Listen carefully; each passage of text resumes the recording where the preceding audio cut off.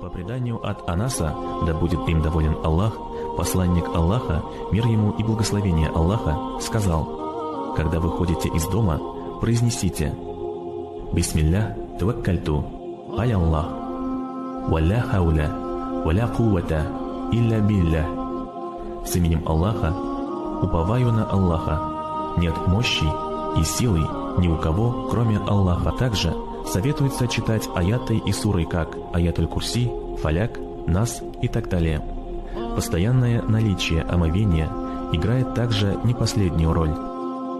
Однако не стоит забывать, что простые, неосознанные дуа, не подтвержденные нашими благими деяниями на практике, это лишь набор красивых и непонятных нам слов.